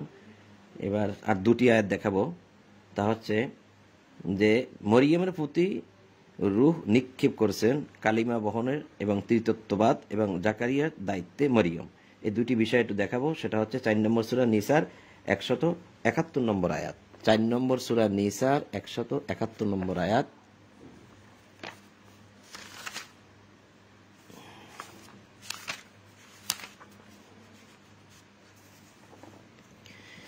চার নম্বর সূরা নিসা আয়াত 171। এখানে আল্লাহ বলছেন, হে কিতাবীগণ, দিনের ব্যাপারে বাড়াবাড়ি করিও না, আল্লাহ সম্বন্ধে সত্য ব্যতীত বলিও না। মারিয়াম তনয় ঈসা মসীহ তো আল্লাহর রাসূল এবং তাহার বাণী যাহা তিনি মরিয়মের নিকট প্রেরণ করিয়াছিলেন। তাহলে মারিয়াম তনয় ঈসা মসীহ হচ্ছে আল্লাহর রাসূল এবং তাহার বাণী, কালিমাত, এই যে অকালিমাতুহু, তার কালিমাত, তার বাণী। এই বাণীটা কোথায় ছিল? মাসি রাসূল তাহার বাণী যাহা তিনি মরিয়মের নিকট প্রেরণ করিয়াছিলেন। মরিয়মের নিকট, যেটা আমরা কিছুক্ষণ আগেও দেখলাম। ও তাহার আদেশ, মানে এখানে বলা হয়েছে ওয়ারূহুম মিনহু, মারিয়ামা ওয়ারূহুম মিনহু। তাহলে সুতরাং তোমরা আল্লাহ তাহার রাসূলগণের প্রতি ঈমান আনো এবং বলিও না 3, নিবৃত্ত হও, ইহা তোমাদের জন্য কল্যাণকর হইবে। তাহলে যদি তোমরা 3 বলা থেকে দূরে থাকো, তাহলে তোমাদের প্রতি কল্যাণকর হবে। এটা ভালো যে তোমরা বলিও না 3 মানে ত্রিতত্ত্ববাদ, 3 মানে ত্রিতত্ত্ববাদে তোমরা বিশ্বাসী হইও না এবং তোমরা 3 বলিও না। মানে এটাকে বলা হয় ট্রিনিটি। ট্রিনিটি ট্রিনিটি অর্থাৎ ঈসা, এটা হচ্ছে মরিয়ম, ঈসা, আল্লাহ, এটাকে বলা হয় পিতা, পুত্র, আত্মা। অর্থাৎ এই তিনে বিশ্বাসী এক সম্প্রদায় আছে, এদেরকে সম্ভবত মানে ক্রিশ্চিয়ান বা খ্রিস্টানদের মধ্য থেকে আছে, যারা তিনজনকেই মানে বলতে চাচ্ছেন যে মরিয়মের স্বামী হচ্ছে আল্লাহ, আর মরিয়ম থেকে যে সন্তানটা হয়েছে সেটা হয়েছে আল্লাহর পুত্র ঈসা। ঈসা হচ্ছে আল্লাহর পুত্র, এটা তারা বলে। এবং এটা সূরা তাওবার মধ্যে আল্লাহ স্পষ্ট করেছেন যে তারা কিন্তু ঈসাকে আল্লাহর পুত্র বলে। এবং উজাইর ইবনুল্লাহ, উজাইর যে ছিল, ইহুদিরা বলে যে উজাইর হচ্ছে আল্লাহর পুত্র। এগুলো সূরা তাওবার মধ্যে আমরা পড়েছি, সেখানে এখন যাব না। কাজেই সুতরাং তোমরা আল্লাহ তাহার রাসূলগণের প্রতি ঈমান আনো এবং বলিও না তিন, অর্থাৎ ওইরকম ভাবে তোমরা বলে মানে শিরিক করিও না যে পিতা, পুত্র, আত্মা, তিন বলিও না। তা আমি এখানে যেটা দেখাইতে আসছিলাম সেটা হচ্ছে যে মারিয়ামের তনায় ঈসা মসিহ আল্লাহর রাসূল এবং তাহার বাণী যাহা তিনি মরিয়মের নিকট প্রেরণ করিয়াছিলেন। তাহলে এটা হচ্ছে বাণী যা মরিয়মের মধ্যে আল্লাহ প্রেরণ করিয়াছিলেন।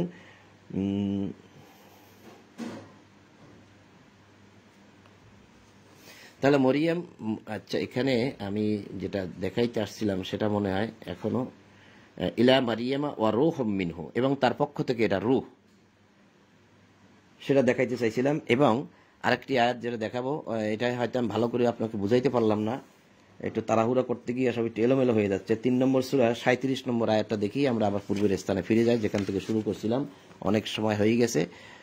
3 নম্বর সূরা 37 নম্বর আয়াত, 3 নম্বর সূরা আল ইমরানের 37 নম্বর আয়াত। কেন দেখাচ্ছি 37 নম্বর আয়াতটি তাও একটু বলবো, বলে সামনের দিকে চলে যাব। এখানে আল্লাহ বলছেন 3 নম্বর সূরা আল ইমরানের 37 নম্বর আয়াত, অতঃপর তাহার প্রতিপালক তাহাকে ভালোভাবে কবুল করিলেন এবং তাহাকে উত্তম রূপে লালন পালন করিলেন, এবং তিনি তাহাকে জাকারিয়ার তত্ত্বাবধানে রাখিয়াছেন।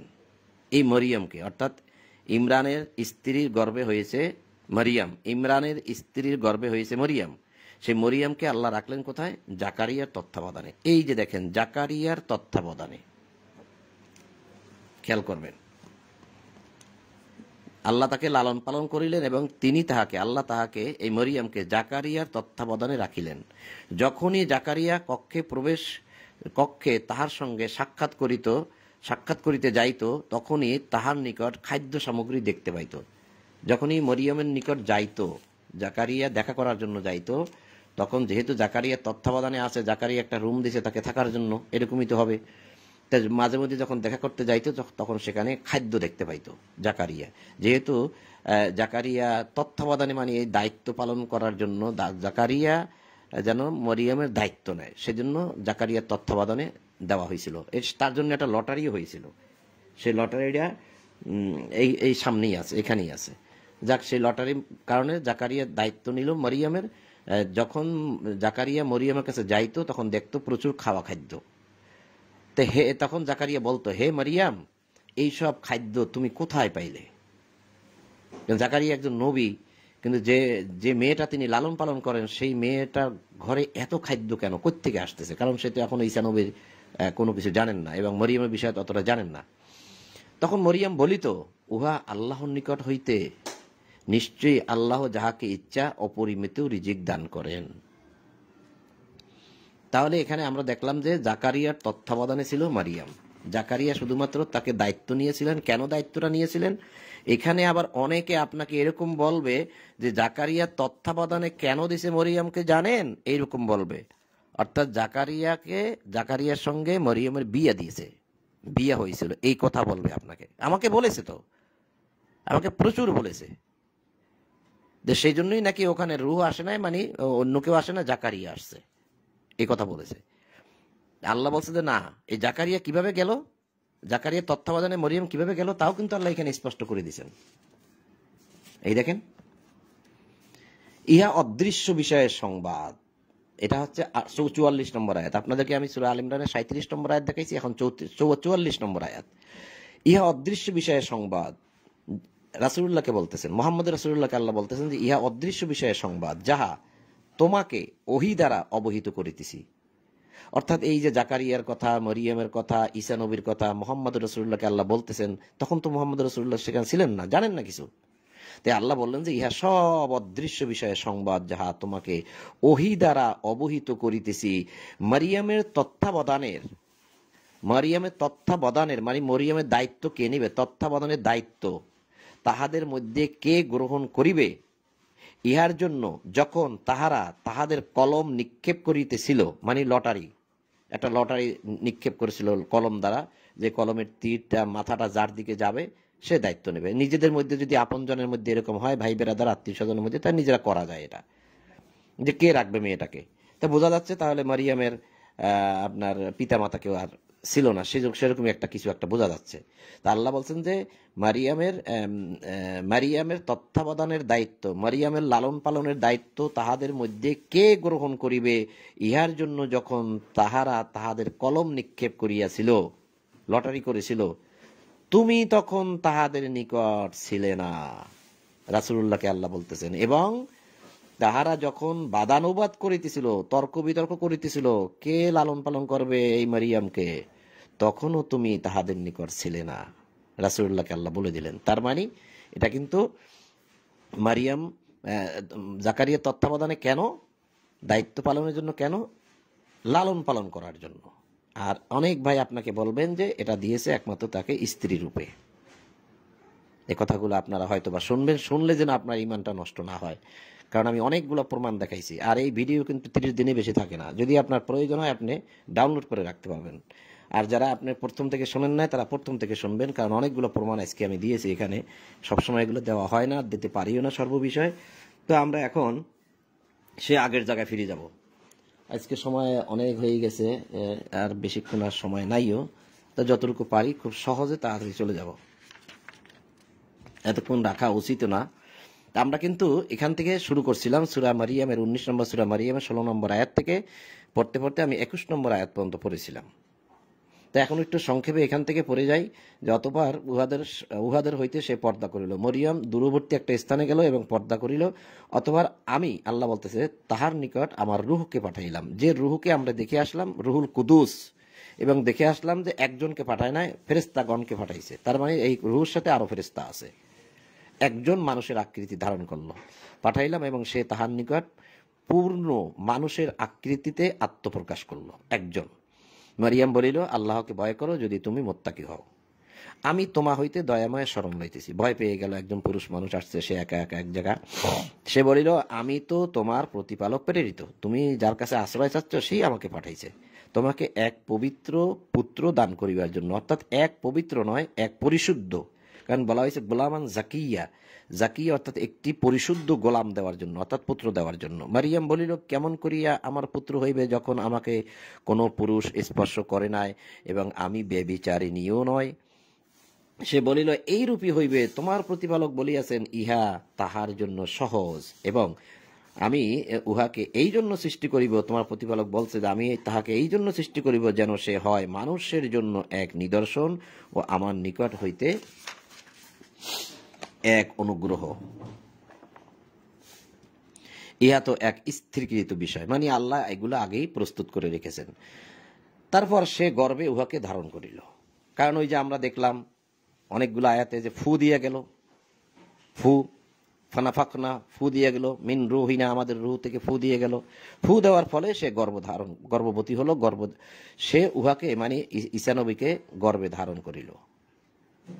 অতঃপর তৎসহ সে এক দূরবর্তী স্থানে চলে গেল। তখন সে যখন গর্ভবতী হলো তখন সে আরো দূরে চলে গেল। প্রসব বেদনা তাহাকে এক খজুর বৃক্ষের তলে আশ্রয় লইতে বাধ্য করিল। দেখেন, খেয়াল করেন যে তার প্রসব বেদনা শুরু হয়ে গেছে অলরেডি, সেই সময়ের কথা বলতেছে। এর মধ্যে যে সময়গুলো চলে গেছে সেগুলোর কথা আল্লাহ এখানে বলার প্রয়োজন নাই, বলে নাই। এখন যখন তার ডেলিভারি হবে ঠিক সেই সময়ের কথা আল্লাহ উল্লেখ করছেন যে প্রসব বেদনা শুরু হয়ে গেছে। তাকে এক খেজুর গাছের তলে আশ্রয় লইতে সে বাধ্য হইল। কোথায় যাবে? একটা খাজুরের গাছের নিচে সে বসল। সে বলিল, হায়, ইহার পূর্বে আমি যদি মরিয়া যাইতাম ও লোকের স্মৃতি হইতে সম্পূর্ণ বিলুপ্ত হইতাম। কিসের পূর্বে? সে বলিল, হায়, ইহার পূর্বে আমি যদি মরিয়া যাইতাম, লোকের স্মৃতি হইতে সম্পূর্ণ বিলুপ্ত হইতাম, কিসের পূর্বে? অর্থাৎ সন্তানটা ভূমিষ্ঠ হয়ে গেছে অলরেডি। এই সন্তান সে কি করবে এখন নিয়ে? কারণ কোনো পুরুষ তাকে স্পর্শ করে না, বিয়ে শাদী হয় না, এখন সে মানুষের নিকট কি জবাব দেবে? তো এই সন্তান হওয়া আগেই যদি আমি মরে যেতাম ভালো হইতো। লোকের স্মৃতি হইতে, মানুষের মাথায় যে একজন মরিয়ম নামে এক ব্যক্তি ছিল, সেটাও যদি মানুষের স্মৃতি হইতে মুছে যেত তাহলে সেটাও ভালো হইতো। আফসোস করতেছে। অনুবাদ লেখছে, ফেরেশতা তাহার নিম্ন পার্শ্ব হইতে আহ্বান করিয়া তাহাকে বলিল, তুমি দুঃখ করিও না, তোমার পাদদেশে তোমার প্রতিপালক এক নহর সৃষ্টি করিয়াছেন। এটা আসলে ফেরেশতা নয়, আর এখানে ফেরেশতা নাই শব্দ, আরবিতে ফেরেশতা শব্দ নাই। এটা আসলে ফেরেশতা না। যাকে দেখে সে আফসোস করছে যে ইহার পূর্বে যদি আমি মরে যেতাম, সে। কারণ এখানে বলা হয়েছে নিম্ন পার্শ্বে, পার্শ্ব না, নিচে হইতে। এই যে ফানা দাহা, তাকে ডেকে বলা হলো, মিন তাহতিহা, তাহার নিচ থেকে। মিন থেকে, আর তাহতিহা, তাহতি নিচ, নিচে। হা তার মানে মরিয়মের, তাহলে তার নিচ থেকে। নিচ থেকে মানে সন্তান ভূমিষ্ঠ হলে কোথায় থাকে? নিচেই থাকে। কেবলমাত্র ভূমিষ্ঠ হলো এই মাত্র, সে এখনো নিচে। সে একা একা একটা খেজুর গাছের নিচে আসছে, সেখানে রক্ত এবং আরো অন্যান্য যা লেগে রইল। একটা ভয়ঙ্কর অবস্থা। কোথায় পাবে খানা, কিভাবে ধোয়া মোছা করবে, কি একটা অবস্থা। তখন সে তো বলতেই পারে যে আমি যদি মরে যেতাম বহুত ভালো হইতো। ফানাদাহা, তাকে ডেকে বলা হলো, তাকে ডাক দেওয়া হলো, হা তাকে মানে মরিয়মকে, মিন থেকে, তাহতিহা তার নিচ থেকে, তার নিচ থেকে, তার নিচের থেকে তাকে ডাক দেওয়া হলো। আল্লাহ তাহজানি কদ জাআলা রব্বুকি তাহতাকি সারিয়া, তুমি আফসোস করতেছো আমাকে নিয়ে, আমাকে নিয়ে তুমি আফসোস করতেছো যে কিভাবে ধোয়া মোছা করবে, কোথায় খাবে, কোথায় পানি পাবে। কি সেটা? যে তাকে হইতে আহ্বান করিয়া তাকে বলিল, তুমি দুঃখ করিও না, তুমি আফসোস করিও না, তোমার পাদদেশে তোমার প্রতিপালক এক নহর সৃষ্টি করিয়াছেন। তোমার এখন পানির দরকার, ধোয়া মোছার দরকার আছে, নহর সৃষ্টি করে দিয়েছেন। দেখো তুমি পাশেই পানি যাচ্ছে, তো যাচ্ছে পরিষ্কার পানি। তাহলে এখন তুমি কি করবে? তুমি তোমার দিকে খাজুর বৃক্ষের কাণ্ডে নাড়া দাও, কারণ তোমার খাওয়া দরকার। এতদিন তো পেট ভরা ছিল সন্তান দিয়ে, এখন তো প্রচুর ক্ষুধা, পেট খালি হয়ে গেছে, খাওয়া দরকার এবং পানি দরকার। তা বলছে খাজুর গাছের দিকে নাড়া দাও। দেখেন সন্তান বলে দিচ্ছে সব, উহা তোমাকে সুপক্ষ তাজা খরজুর দান করিবে। যদি এই বিষয়টা নিয়ে কেউ এখানে কমেন্ট করছেন কি করছেন আমি তো জানি না, যদি আপনাদের সন্দেহ থাকে বিষয়টা নিয়ে, তাহলে একসময় আপনি আমার সাথে কথা বলতে পারেন। আমি আপনাকে আরো সুন্দরভাবে, সঠিকভাবে, আরো যেরকম বোঝানো দরকার সেরকম বুঝাই দেবো যে এটা ঈসানো। ফেরেশতা তাহার নিম্ন পার্শ্ব হইতে ডাকিয়া বলিল, এটা হবে না। ফেরেশতা ডাক দেয় না, ফেরেশতা তো চলে গেছে সেই সময়, ফেরেশতা এখন আর নাই। এখন যে তাকে দেখে আফসোস করছে সে হচ্ছে সন্তান। সন্তান নিচের থেকে ডাক দিল মাকে যে তুমি দুঃখ করিও না, এই যে তুমি দুঃখ করিও না, তুমি দুঃখ করিও না, তোমার পাদদেশে তোমার প্রতিপালক এক নহর সৃষ্টি করিয়াছেন, তুমি তোমার দিকে খেজুর বৃক্ষের কাণ্ডে নাড়া দাও, ইহা তোমাকে সুপক্ষ তাজা খরজুর দান করিবে, মানে খেজুর দিবে। সুতরাং আহার করো, পান করো। ওই যে নহর সৃষ্টি করছে, আমি বলছি পরিষ্কার পানি, এই যে এক নহর সৃষ্টি করিলেন পরিষ্কার পানি। আমি আরবির দিকে যাচ্ছি না খুব তাড়াতাড়ি করার জন্য, হ্যাঁ, যে এখন সেটা আমি বলছি পরিষ্কার পানি, কারণ পরিষ্কার পানি না হলে তো সে পান করতে পারবে না, এই যে পান করবে। তাহলে সুতরাং তুমি আহার করো মানে খাও, খেজুর খাও, পান করো। এই যে নহর সৃষ্টি করে দিছে, নহর থেকে পান করো, পানি খাও। আরো ধোয়া মোছার যে বিষয়টা আছে সেটা তো করবেই। ও চক্ষু জুড়াও, চক্ষু জুড়াইবে কি দিয়ে? আমাকে দেখে। সন্তান বলতেছে চক্ষু জুড়াও। এর ভাবার্থটা কি? ভাবার্থটা এই যে আমি যে তোমার সন্তান, আমি যে দুনিয়া আসলাম, আমাকে দেখে তুমি চোখ জুড়াও। মায়ের সেই 9 মাস কষ্ট সব মা ভুলে যায় যখন সে সন্তানকে ভূমিষ্ঠ করার পর সে তাকে দেখে, কোলে নেয়, তার চোখ জুড়িয়ে যায়। কাজেই তুমি চোখ জুড়াও। এখন তাহলে আমি কোথা থেকে আসছি কি আসি নাই এ বিষয়ে তোমার মনের মধ্যে, এটা একটা ভাবার্থ কিন্তু ভাই, যে আমি কোথা থেকে আসলাম, কিভাবে আসলাম, আমাকে আমার পিতা নাই, ইত্যাদি ইত্যাদি, তোমার মনে অনেক কষ্ট থাকবে। তো এই সমস্ত বিষয় তোমার মানুষের সামনে তুমি কি জবাবটা দিবে, এটা তো হতে পারে, এটা কিন্তু ভাবার্থ বলছি।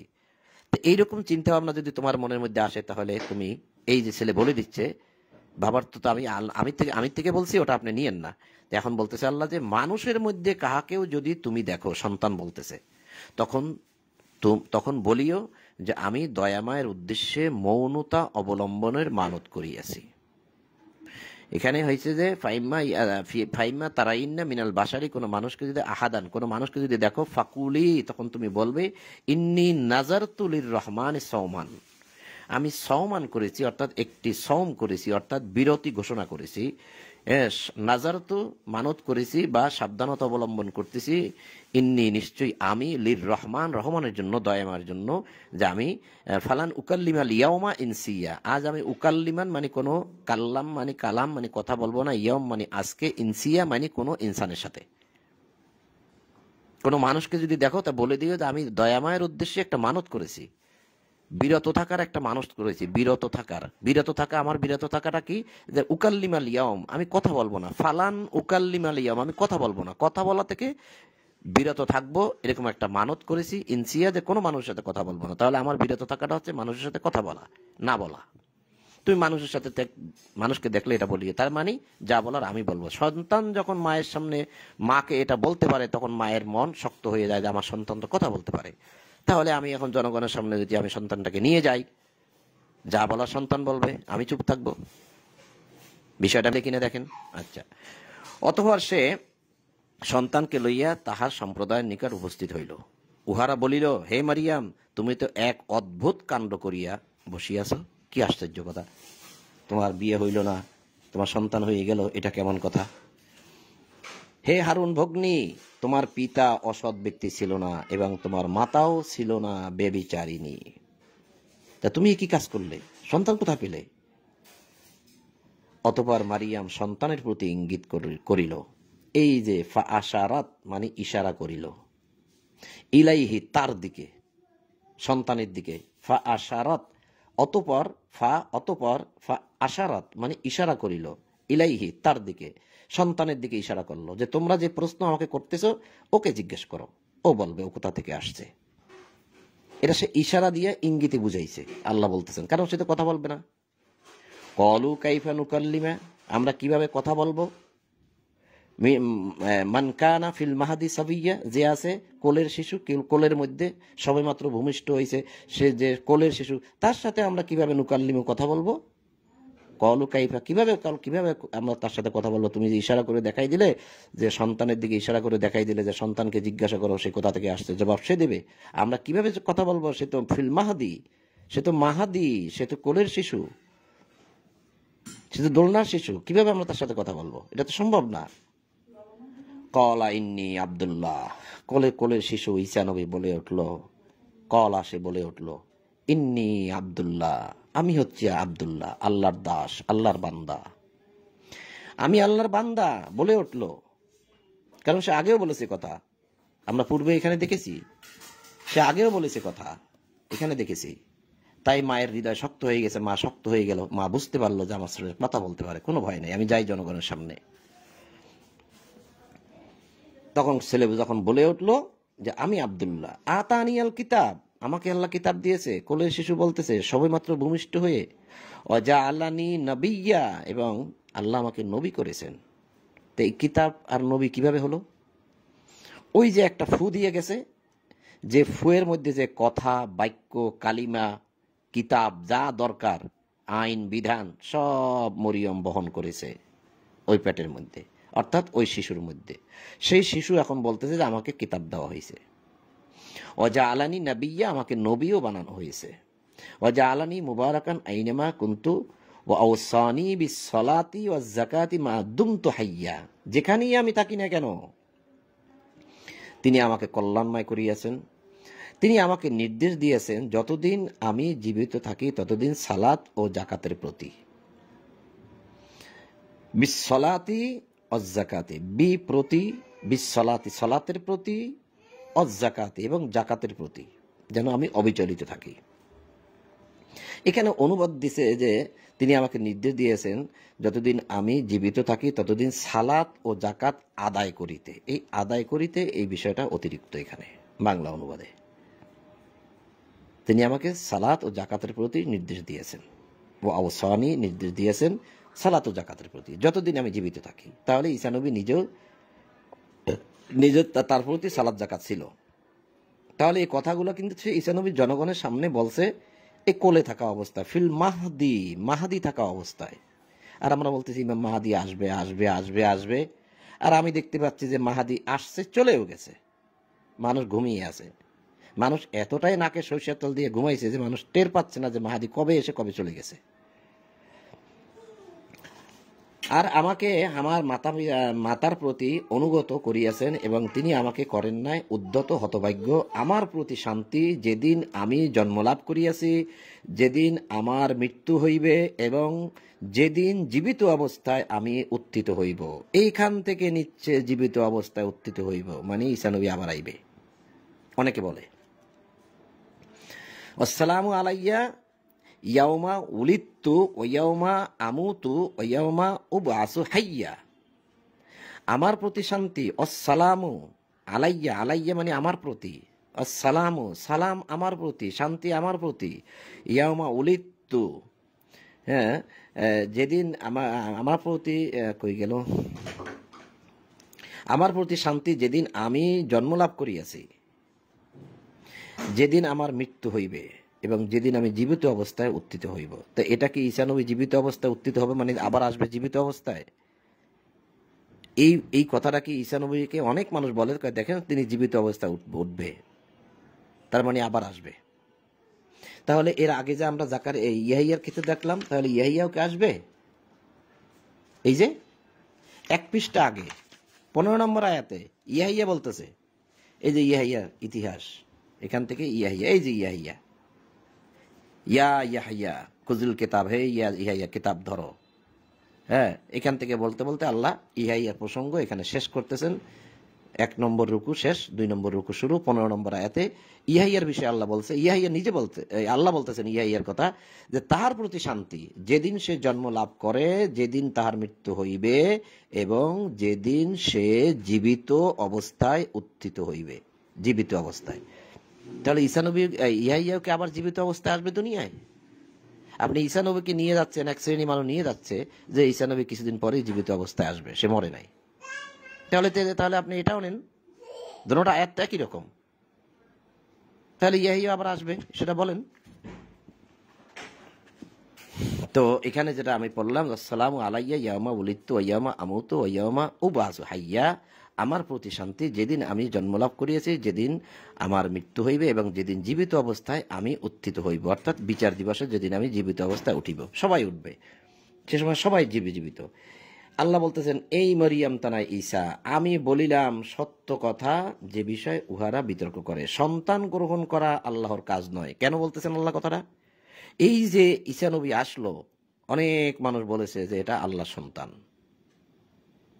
ঈসা নবীকে তারা আল্লাহর সন্তান বলে, আর উজাইরকেও আল্লাহর সন্তান বলে। তবে যারা খ্রিস্টান তারা বলে, ইঞ্জিলের অনুসারী যারা, বাইবেলের অনুসারী, যে বিকৃত হয়ে গেছে যে ইঞ্জিল, তার অনুসারী যারা খ্রিস্টান তারা বলে যে ঈসা নবী আল্লাহর পুত্র, আর ইহুদি যারা তারা বলে উজাইর আল্লাহর পুত্র। তা আল্লাহ বলতেছেন যে সন্তান গ্রহণ করা তার কাজ নয়। আমি বারবার কথাগুলো বলছি, একটু প্রমাণ যদি আপনাদেরকে না দেখাই, অনেক টাইম হয়ে গেছে আজকে, ক্ষমা করবেন। অনেকে বিরক্ত হচ্ছেন, আবার অনেকে চিন্তা করতেছেন না একটু প্রমাণের দরকার আছে, ব্যক্তি যখন দেখাচ্ছে দেখি, শেষ করে দিচ্ছি।